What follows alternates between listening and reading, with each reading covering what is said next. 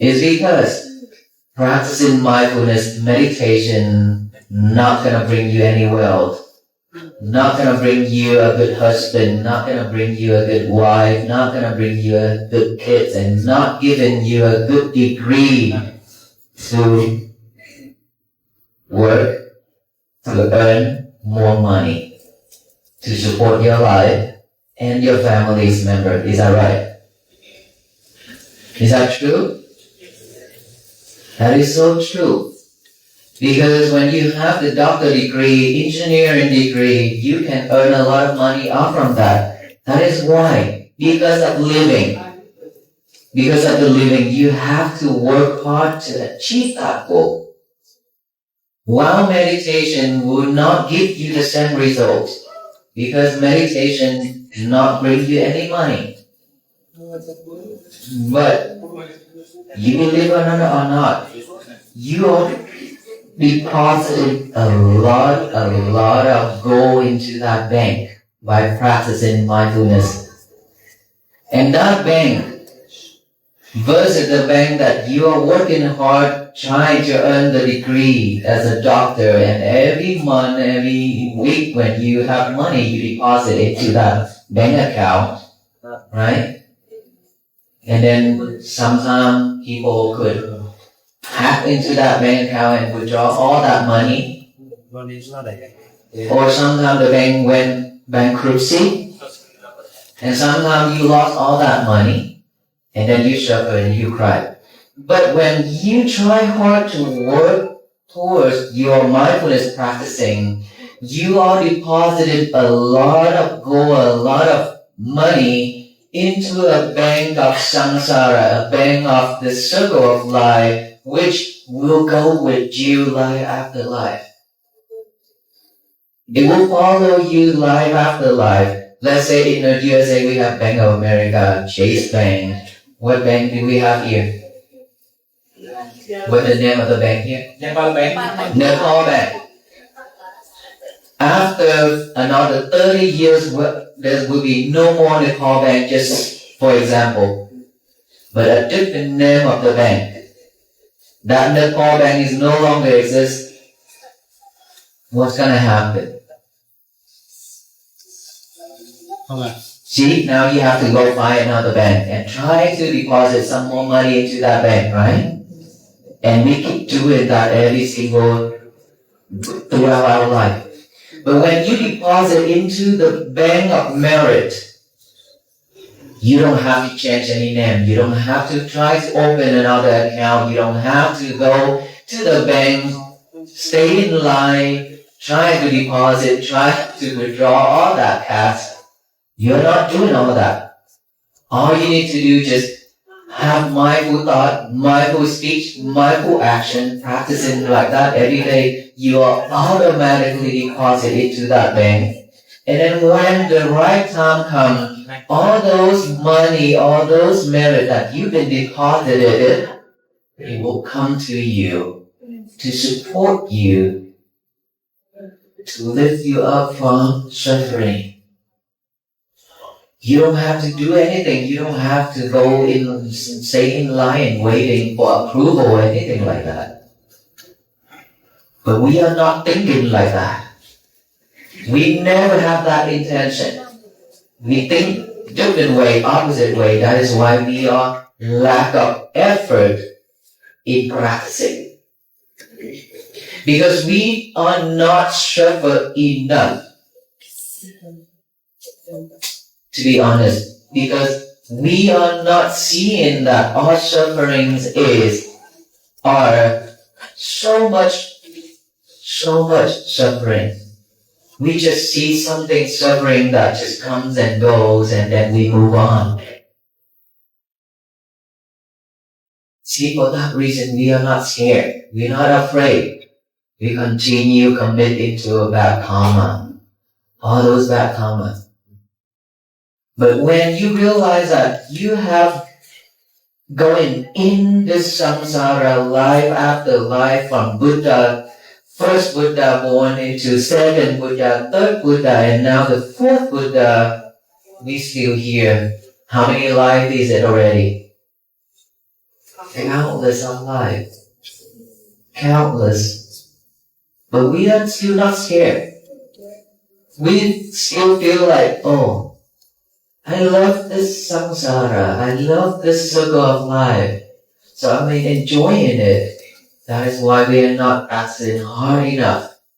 Because meditation, we have to be honest, is boring. Is that right? It's boring versus you go to concert, you go to any type of event, musical event.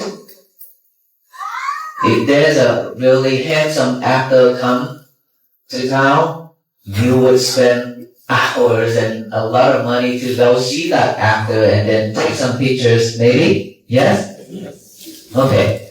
You would try hard, you would fight for it. But then when it comes to meditation, when you breathe in, breathe out, thought arise, and now you feel angry about those thoughts. Why do I have all these thoughts? Why can't my mind just be settled? Why can't it just be empty? And then you try hard to bring your concentration back to here. Breathe in, hamburger pop up. Breathe out, chapati pop up. Breathe in, our kid pop up. Breathe out, our husband maybe hanging out with another lady, maybe pop up. All those things popping up one after another. And then it pulls you off from this. Now you say, I'm so tired, I'm exhausted, I don't want to continue. Now you give it up. Go back to the old days again, suffer. And then when you suffer enough to the point that you can't bear those feelings anymore, now you come to all these nuns, venerable nuns, and ask for help. Venerable nuns, teacher, master, I'm so suffered. I suffer so much. Can you please bless me so that my suffer can go away? And the venerable nuns will do the blessings, sabbiliyo, something like that, so on and so on and so on. And then you feel relaxed, and you go home, and all those suffering things will arise again and again and again. But we all keep doing that every single life. So when are we going to put full effort into practicing, put full effort into making merit and deposit into that bank so it can come with us life after life until we attain Nibbana? When? Maybe we wait until the next Buddha comes? Please don't. Please don't. This life, in this lifetime of our Buddha teachings, we need to liberate. Enough is enough. So when you understand the suffering, the true suffering, you will put full effort into your practicing. And from now on, whenever you feel tired and exhausted and our laziness will arise and asking us, no, don't practice that, just go to sleep, no, just go out, just go eat and things like that. And then it pull you off from meditation. Tell yourself, no, enough is enough. I need to move on. I need to overcome this. I'm not gonna let my mind cheated me like this anymore. I have to move on. Then please move on. Thank you. With kind consent of Most Venerable Panyakara Bhante, if someone have any more question, please don't hesitate to question. Ask him. Yes. Currently, I just want to know that how to adopt my peace or inner sight. what I'm doing is we are to this 21st century world. We are in a challenge, but we are seeking for peace. How to recognize peace in ourselves? How do we recognize peace in ourselves? When you feel tired, when you feel overwhelmed, when you stress, when you're depression, how does that feel to you?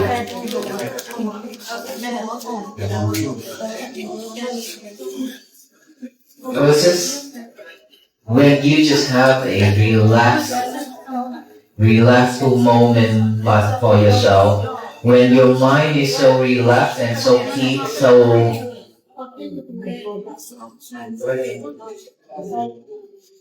when your mind is relaxed, when your mind is clear, when your mind is pure, let's just say for right now in this present moment right here, when we are not paying attention to the talk, but we are paying attention to a dog,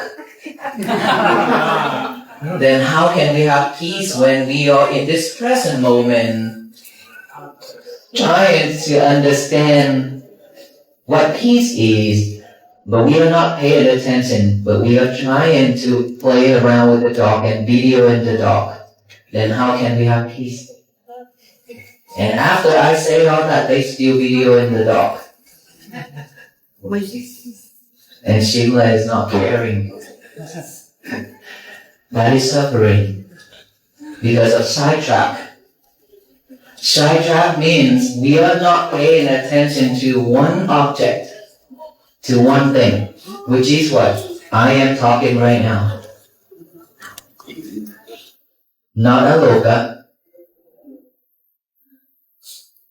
And that tells all of us that in our life, we do everything. It's very just on the outside, but not in the inside.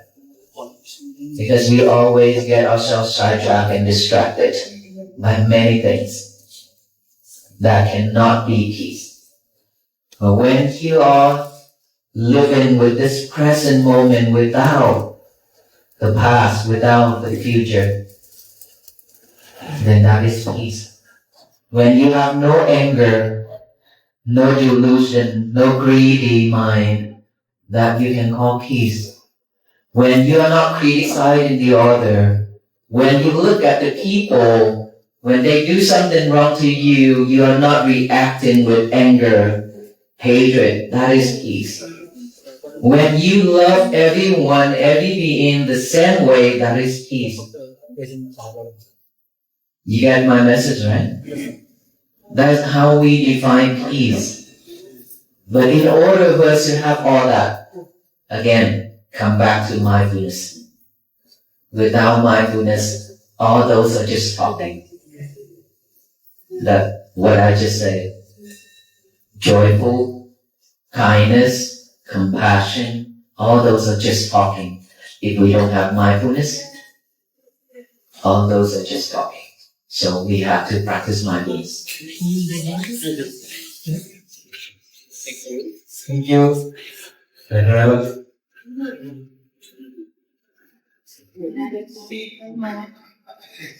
The reason why is I always talk about Aloka, which is the dog, is because he is your test. Aloka coming along with a monk is not just a dog. He is not just a dog. He is a messenger. What messenger? What message? No, not peace, not inner peace. But he is a message to tell you that regardless of what I'm doing, what I do right now, either I come to you, either I bark, either I lie down, either I do whatever. It is my thing, which is Aloka saying, that's my thing. But your job is to be mindful with your thought, your words, your action. That's why I say Aloka is a big test for a lot of us. Not just here, everywhere we go, we have that. So always looking at Aloka as a message of mindfulness for us. Don't see him as a dog. Don't see him as a dog as cute as that dog. No. But see him as one of the teachers. He is a teacher. Do you believe that? Yeah. He is a teacher to me too. So if we see him like that, then we will know what to do. We will be mindful, more mindful instead of sidetrack, instead of distraction. Thank you. Okay. Is there any attachment with the Aloka or any consequence or coincidence, or it's just a nature to be traveling with this just dog? Aloka has his own mission. Why he came to the monk. He came to the monks and now he has his own mission of spreading compassion to all the beings. And he brought a lot of joy to the people as well. He has millions of followers who love him so much, I'm telling you. That is a type of attachment too. When people see me holding his leash, people start to criticize me. Shouldn't treat the dog like that. But they are not aware of how difficult it is to train a dog. Until we actually know how to train a dog to become a really good and behavior dog, then we would understand why I put that leash. It's not just, it's like this. They are craving to have a leader. Because in this country and many countries, you see stray dogs running everywhere and it's training a dog to have a service dog, something like that. That is something is rarely happening in these countries. But in Western world, where the dog is become the family member and the best friend and the supported dog, they train them really well and they study them really well, knowing that the dog, they craving to have a leader. They want to follow the command of the leader. That is why when you train them enough, they will become your best companion. They would do a lot of wonderful things. Just like Aloka, he was a stray dog back then in India and in Kolkata, nobody knows him. He roaming around in the trash and fighting for his life. And why now he become a world famous? He's ambassador. Why? Because he went through classes, many trained. We spent a lot of money for him. And I also got trained from trainer. So how that is for me also to train him by myself as well. So for that reason, he has his own mission along with the venerable monks who walk for peace. He also walk for peace to bring loving kindness and to spread compassion towards all the beings, because now he has his own foundation to support animals around the world. But the thing is, when seeing him, he is cute and he is handsome. I know that. But when we love him to the point we attach to him too much, and when anything wrong to him or anybody done something to him, and then we react with anger and hatred, that is not love. That is not mindful. That is not the message that we want to spread. The message that we want to spread is peace, awareness, mindful with our thought, our words, and our action. Because of wanting to protect Aloka, we are not mindful and we say a lot of not nice things. That defeat the purpose of peace, right? Instead of just seeing that I pull the leaves, I tuck the leaves, now see the different side of it. Now see that movement. See the different side of it, which is Aloka will stop walking and stop coming towards the other animals. Aloka will be protected by us. We should see all those things instead of me pulling the leaves, right? Because why Aloka always protective when he see all the dogs around him? Because to him, those are nightmares. He been there, done that. He got so much attack from stray dogs along the road before he met the monks. And while he met the monks in 2022, he also encountered a lot of attacks from many other dogs. So now when he sees dogs, he's afraid.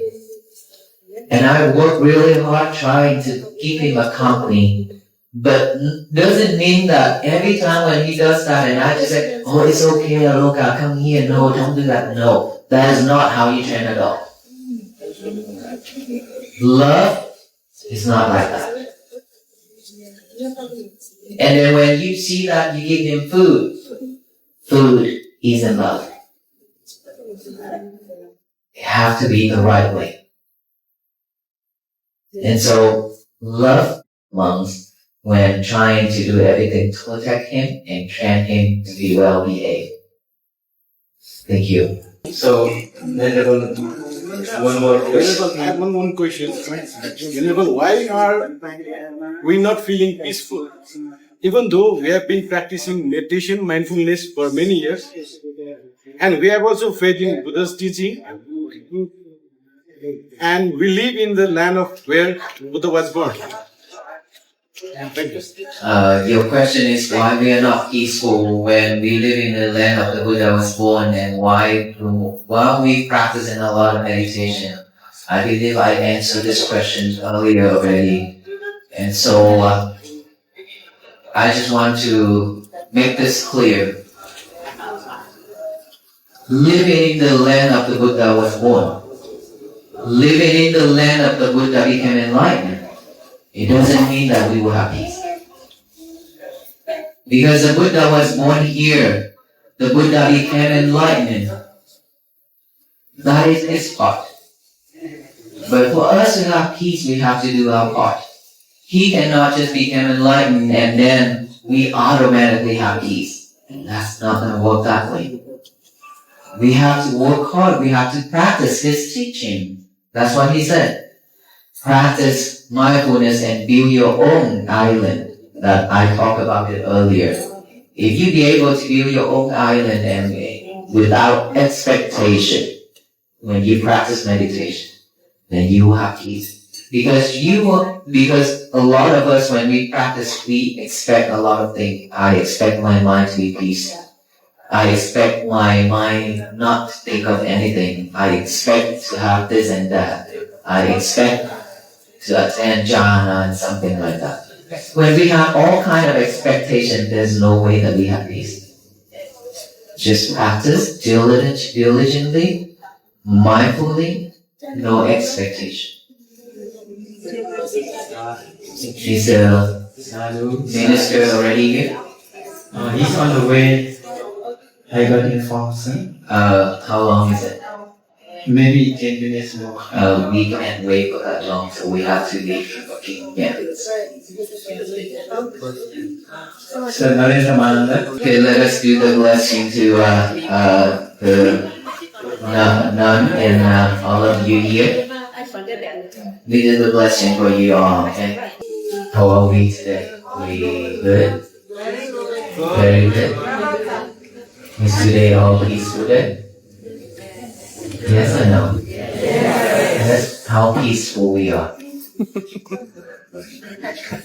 Very much. Very much? Yes, very much. How so? See you, all of you in here. Oh, so just seeing us, you have peace? This is a privilege for us. Then that is also impermanence because we will leave here soon. Rather than that, I would encourage you to build some peace that it will last with you longer than just seeing us, right? Seeing us is just a joyful moment, but that is not peace because we cannot bring peace to you. You have to create peace for yourself. Even if you see us now, you have a joyful moment because you have never met us before. Just seeing us online and today you happen to see us with your own eyes. And that brought you some joyful moment, but that is not peace. Peace is something that we have to work really hard for it. We have to practice mindfulness in order for us to have peace. Don't just let peace come to us just like we have been talking and listening to all those peace messages for many decades.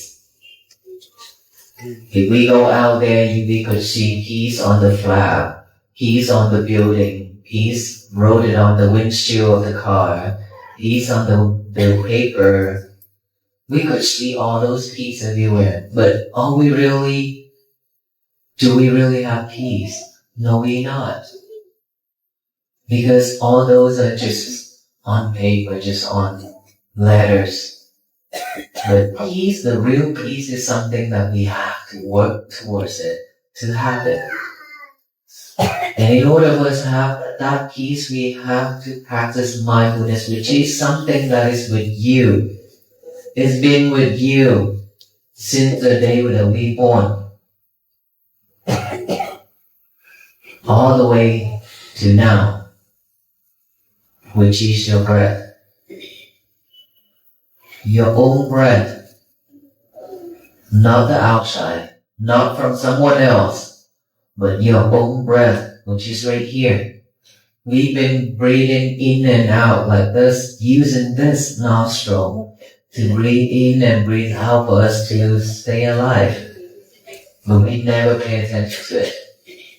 Is that right? True? Why is that? It's because we are too busy. Too busy for money. Too busy for our kids. Too busy for our life. Too busy for everything. Well, this is our life, but we abandoned it. We ignored it. Even though the inside body has been calling us for so long, I am hungry. I am thirsty. I am dying. Which is all mine. This craving for something. But we never feed it. We only feed this physical body, which is beautiful clothing, earrings, rings, makeup, high protein food, good drinks. Is that right? Every little thing we just only to feed this external body. What about our internal body, which is our mind? Have we really taken care of it? No, we didn't. We ignored it. Because of ignoring it, that is why we suffer. And for the reason we are suffer, and we are suffer so much. And when you hear about the Waffle Peace team members arriving to this nunnery this evening, that is why you are gathering together here, welcoming and trying to see the monks, who they are, how do they look like. Is that right? And hoping that by seeing the monk, you get some peace. Peace is not peace.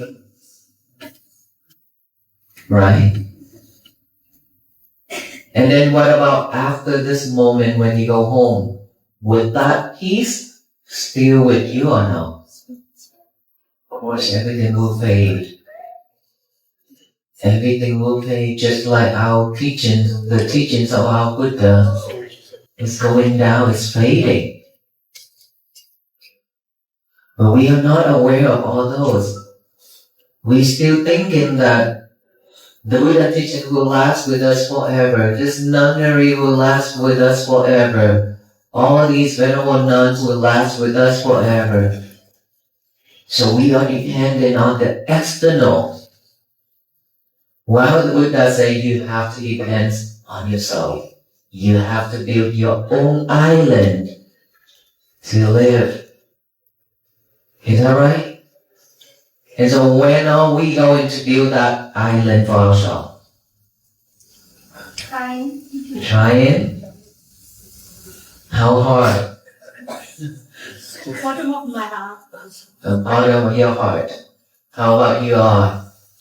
Are you still trying to build that island? Your own island, you have to build it. Which means, every single day, you have to get some soil, you have to get some dirt, some sand, some bricks and rocks to build that island. It means although dirt, soil, sand, brick, rock, all those you can represent for all of your hard working, of practicing mindfulness, of making merit to build that own island. To build your own island. Without all those, there's nothing for us to build, right? We just thinking, but we are not working to have it, to build it. Just like this nunnery right here. This columns, beams, roof, and everything. It always started with the dirt, which is the foundation, sand, brick, cement, right? All those to build little by little to get this building. Same thing when we want to build our own island, we must cultivate on our breathing, which is mindfulness practicing. One day, when you are mindful with your thought, one thought arises, you are mindful with it, you have one brick. Two thoughts arise, you are mindful with it, you have two bricks. The third thought arises, you are mindful with it, you have three bricks. When you're about to say something that is hurtful to the others, if you're mindful and you stop saying that before you say it, you got four bricks. Now you're about to do something that is harmful to yourself and the other beings.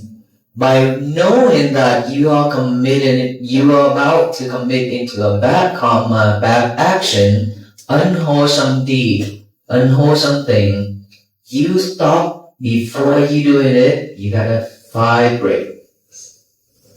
Is that right? Now it's enough for you to build a foundation. Little by little, just like that. Without all these soil, sand, bricks, there's no way we can build our own island. So every little thing in our life, every little thing, we have to be mindful with our thoughts, we have to be mindful with our words, we have to be mindful with our actions. That means you are building your own island right there, step by step, little by little, every single day. But what if tornado come, tsunami come, earthquake come, 2015, right? Really huge earthquake in Nepal. We were here to help with disaster relief. All those brick and soil and sand and concrete and all those we had tried so hard to gather together to build our own island. It will vanish just within a moment because of disaster. That also means We are working very, very hard to get all those sin and brick and all those that I just mentioned. But because of unmindful, we say a lot of bad, harmful things to hurt the other people, hurt the other being. We are committed into a bad action to hurt the other beings. We are living with defilements and anger and hatred. We are reacting upon challenges and difficulties when it comes to our life. Equal to we are demolishing all those brick and sand and concrete that we've been collecting for. To collect all those is very difficult to collect. But to ruin it, to damage it, to demolish it, just like that. It's always started from one thought. And so our message is be mindful. Start collecting all those meritorious deeds. Start practicing mindfulness in order for us to have a peaceful day.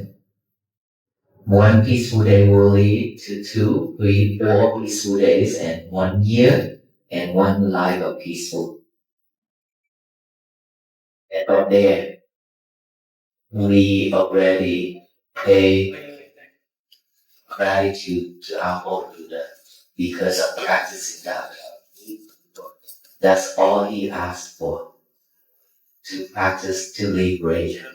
That is the way to pay gratitude to the Buddha. That is the way of offering the best gift, the best offering ever to our Buddha. May you all be well, be happy, be peaceful, and go with life.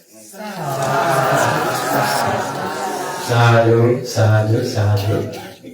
We are very much grateful to Most Venerable Panyaka Pandit for your kind-hearted speech, good speech, and heart-touching speech. So now we are waiting for Honorable Minister. So for little time. Not yet. Not really. Last minute. हाम्रो माननीय संस्कृति मन्त्री आउँदै त्यसकारण एकैछिन उहाँलाई बोल्दैछौँ एकैछिन र सुदेवलाई पनि While we're waiting, if you have any questions, you will try to answer your question. Yes. First of all, thank you for the visiting us all. But what is I like to say, we're following you from Facebook. How you first initiation to walk for peace. What is your main motto? Because we all being a peaceful human being, we want to be a peaceful, live in life in Nepal. But your thoughts, how to your that foundation from that? I like to do that. Her question is, how and why did I come up with the waffle piece? What's the reason behind it? The reason behind it is about suffering. COVID-19, before the COVID-19 earthquake, tsunami, and all those disasters, and I have seen a lot of sufferings around us everywhere. Ask yourself during the earthquake here and back then, how was it? Were you suffering? Because of all those damages and because of losing your loved ones? We suffer a lot, right? And so because of seeing so much sufferings around us, and I asked myself what this monk can do to help. For that reason, I wanted to do some walk to raise the awareness of peace, to show people about mindfulness practicing, so they can work for peace, to give peace upon themselves. That is the reason for the walk begins. You were trying to ask. That we are disciples of Venerable Dhammavati, and we have been listening to Dhamma since last many years ago, and we have learned many palliative level. But when we come to practice mindfulness, we become weaker. We allocate less time for mindfulness practice. What is our lacking part? Her question is, she said that she is disciple of the head nun here, and she and along with many of you been listening to a lot of Dhamma talk. But then when it comes to practicing mindfulness, it's not as strong as listening to the Dhamma talk, and she feel like it's not getting better, but it's just generally like this and going down, not going up. For that reason, what is the reason and why is it happen that way? So, as mindfulness practicing, it's just like this. Anything in life, when we want to do something to achieve our goal, let's say we set our goal to become a doctor, for example. And then when we set that goal to become a doctor, and we would do everything, we would try hard to learn and try to find a good school and learn and graduate to get the degree of the doctor, right? Is that right? Same thing as anything, any goal in life, we also have that mentality of trying hard to reach our goal. But reaching all those goals, you try hard and you try your best to do so. But why can come to practicing mindfulness meditation and you lack of effort? You don't want to do it.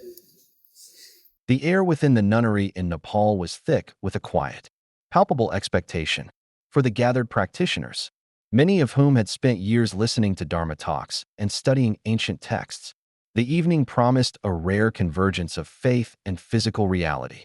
They were waiting for the arrival of Venerable Bhikkhu Panikara and the members of the Walk for Peace, an initiative that had captured the imagination of spiritual seekers worldwide. When the Venerable finally spoke, his demeanor was strikingly simple, yet his words carried the sharp, penetrating weight of profound truth. He did not offer the crowd the comforting platitudes they might have expected. Instead, he looked out at the sea of hopeful faces and immediately dismantled the very premise of their excitement. He acknowledged that seeing the monks in person, perhaps for the first time after following their journey online, was undeniably a joyful moment. But with a gentle yet unyielding clarity, he drew a stark line in the sand. This joy they were feeling was not peace. Joy, he explained, is a fleeting emotional spike dependent on external stimuli. It is a temporary high that, by its very nature, must inevitably fade. Peace, on the other hand, is not something that can be handed over by a visiting monk, nor can it be absorbed simply by being in the presence of spiritual figures. It is an arduous, inward architecture that requires relentless self-cultivation. The message was as challenging as it was liberating. No one can bring you peace. You must build it yourself. This profound misunderstanding of peace is rooted in a broader, tragic paradox that defines modern human existence.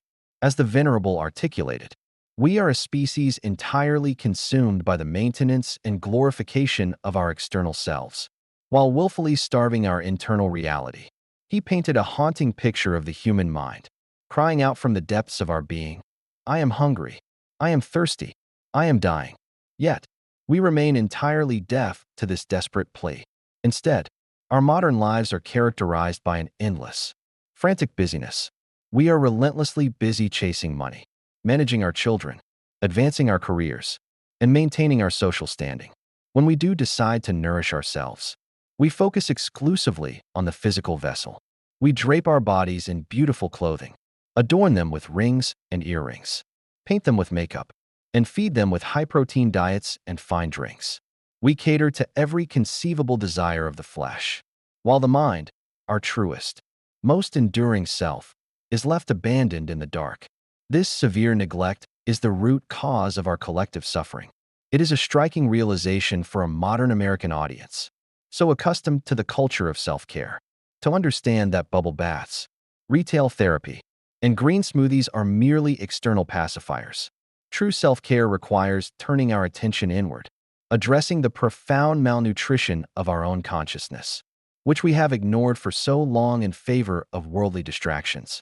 Because we have neglected our inner world, we seek to plaster over our suffering with external symbols of tranquility, creating an illusion of peace rather than the reality of it. The Venerable pointed out the irony of our contemporary landscape, where the word peace is written on flags, plastered on billboards, printed on car windshields, and endlessly typed on paper. We are surrounded by the iconography of harmony, yet we remain deeply fractured inside. This desperate reliance on the external was perfectly encapsulated when an audience member asked a poignant question: why is it that, despite practicing meditation for years and living in the very land where the Buddha was born, they still felt no peace? The Venerable's response was a masterful stroke of spiritual accountability. Living in the birthplace of the Buddha, or beneath the shadow of a sacred stupa, offers no automatic salvation. The Buddha's enlightenment was his own monumental achievement. His physical birthplace cannot transmit serenity through the soil. The illusion that a holy environment or the presence of venerable teachers will magically instill tranquility is a dangerous spiritual trap. Everything in the external world, the nunneries, the revered teachers, the historical sites, is subject to the fundamental law of impermanence. They will all eventually fade and vanish. To rely on them is to build a house on shifting sands. The only reliable anchor we possess is the one that has been with us since the moment we were born and will remain until our final exhale, our own breath. Peace is not a geographic location or a bumper sticker. It is the continuous, conscious engagement with the present moment through the vehicle of the breath. If peace cannot be imported from the outside, it must be painstakingly constructed from within, a process the Venerable likened to building one's own personal island. This is not an abstract concept, but a deeply practical, daily labor.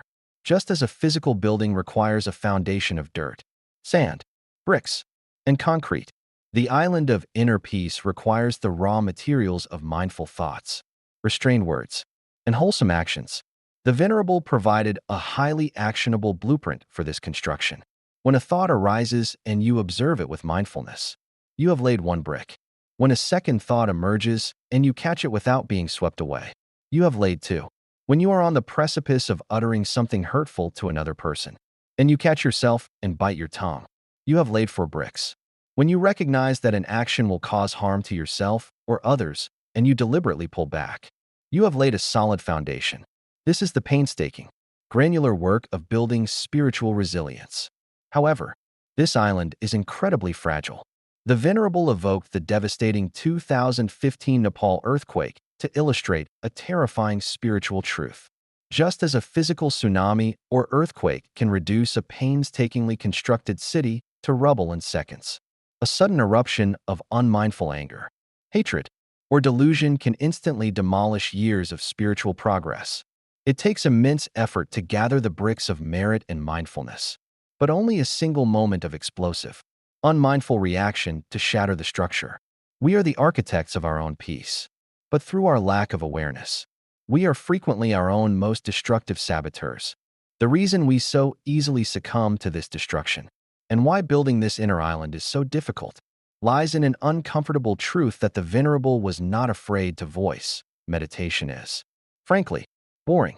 In a world optimized for instant gratification, sitting in silence and observing the breath offers none of the dopamine hits we have been conditioned to crave. The Venerable drew a humorous but piercing contrast. If a handsome, famous actor comes to town, people will gladly spend exorbitant amounts of money and wait in line for hours just to catch a glimpse of him. We hustle endlessly to earn degrees in medicine or engineering because the societal rewards, wealth, status, comfort, are immediate and tangible. But when we sit down to meditate, there is no immediate payout. Instead, we are confronted with the chaotic noise of our own minds. We breathe in, and a worry about work pops up. We breathe out, and a frustration about our spouse emerges.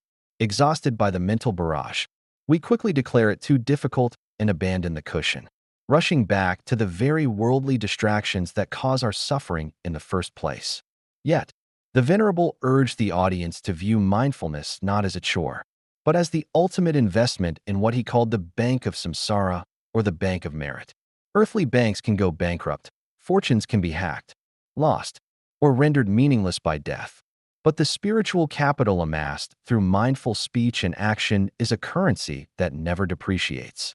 It does not require you to wait in line, fill out forms, or open new accounts across lifetimes. It is an enduring deposit of spiritual gold that will inevitably rise to support and elevate you when the crushing weight of suffering descends. This lifelong accumulation of merit is not meant to be hoarded in isolation. It must be manifested as active compassion in a suffering world. This brings us to the very genesis of the Walk for Peace. The initiative was not born out of a desire for publicity, but as a direct, compassionate response to the overwhelming suffering witnessed during the COVID-19 pandemic and devastating natural disasters. It was a monk's profound inquiry into what he could actually do to alleviate the collective agony of humanity. And joining him on this mission was a deeply unexpected teacher, a dog named Aloka. Aloka's presence was a focal point of curiosity, but the Venerable quickly reframed the animal's role. Aloka is not merely a cute mascot. He is a living, breathing test of mindfulness. For an audience easily distracted, a dog barking or lying down becomes a mirror reflecting their inability to stay present. More profoundly, Aloka's story redefines the nature of true love and compassion. Once a starving, traumatized stray fighting for survival in the garbage-strewn streets of Kolkata, Aloka had been transformed through rigorous training into a global ambassador for peace. Yet, onlookers often criticized the Venerable when they saw him pulling firmly on Aloka's leash, viewing it as a lack of kindness. The Venerable dismantled this superficial judgment, explaining that true love is not merely feeding an animal or spoiling it. Aloka carries deep psychological scars from being attacked by other stray dogs. The sight of them triggers terrifying nightmares of his past. Pulling the leash is not an act of aggression. It is an act of fierce protection and vital boundary setting. It prevents the dog from reverting to a state of panic and aggression. This is a profound lesson for all human relationships. Real compassion often requires strict discipline, the setting of hard boundaries, and the willingness to be misunderstood in order to genuinely protect and heal those who carry the heavy burdens of past trauma. Ultimately, the journey of mindfulness, whether it is training a traumatized rescue dog or taming our own chaotic minds, is repeatedly derailed by our heavy burdens of expectation. The Venerable identified that the primary reason we fail to find peace, even after years of practice, is that we approach meditation with demands. We sit down and demand that our minds be quiet. We expect to achieve profound states of emptiness. We barter for tranquility. But the very act of desiring peace is a mechanism of the ego that actively destroys the possibility of experiencing it. Peace can only arise in the total absence of expectation, in the pure, unadulterated observation of the present moment exactly as it is. As the evening drew to a close, the Venerable delivered a resonant, impassioned call to action. We have wandered through the cycle of samsara for countless lifetimes, through the eras of multiple Buddhas, continually repeating our mistakes, continually suffering, and continually seeking salvation from external saviors. It is a cycle of spiritual procrastination. He urged the audience to look inward and finally say, "Enough is enough. We must stop waiting for the next Buddha to appear to save us. We must stop waiting for a future lifetime where circumstances might be easier. The tools for liberation, our breath, our awareness, our capacity for disciplined compassion are already within our possession right now. The time to build the island is today." As the Dharma talk concluded, leaving the room in a state of deeply altered, reflective silence, the traditional chant of sadhu, sadhu, sadhu filled the air, an ancient seal of truth on a modern, urgent mandate to finally awaken and do the hard, beautiful work of finding our own way home.